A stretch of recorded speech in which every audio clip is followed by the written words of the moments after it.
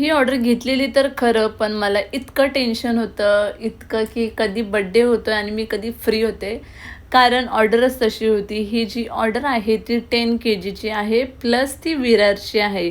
म्हणजे मला ट्रॅव्हलिंगला जाणार होते 3 ते 3.5 तास आणि खूप टेन्शन होतं केक माझे प्रॉपरली असेल, नसेल, पण स्टिल केक एकदम प्रॉपर मी सेट करून नेलेले. तिकडे जेव्हा लोकेशनला पोहोचले, पहिलं मी केक ओपन करून बघितले आणि कोणताच केक बाहेर नव्हता आला किंवा सोकिंग नव्हतं झालं, क्रॅक नाही, काही म्हणजे काहीच प्रॉब्लेम नव्हते झाले आणि तुम्ही बघू शकता इकडे मी तुम्हाला दाखवलं पण आहे.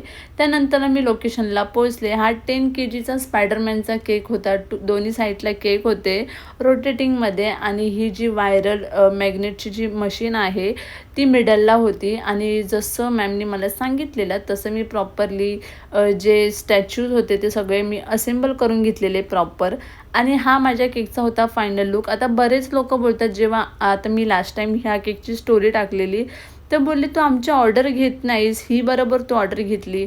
तर ही माझी फर्स्ट ऑर्डर आहे, 10 केजीची होती. मी म्हटलं एकदा घेऊन बघूया आणि क्वांटिटीमध्ये होती तर म्हटलं होऊन जाईल.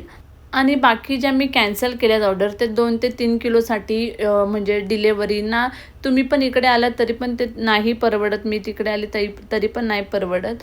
तर ही जर मोठी ऑर्डर होती त्यामुळे मी ॲक्सेप्ट केली आणि खूप सगळ्या गोष्टी छान झाल्या, प्रॉपर झाल्या. आणि त्यानंतर झालं सेलिब्रेशन आणि जो बड्डे बॉय होता ना तो खरंच खूप गोड आणि क्यूट होता. आणि त्यानंतरला आम्ही निघालो आमच्या घरी यायला आणि तुम्हाला केक कसा वाटला तर मला नक्की कमेंट करा.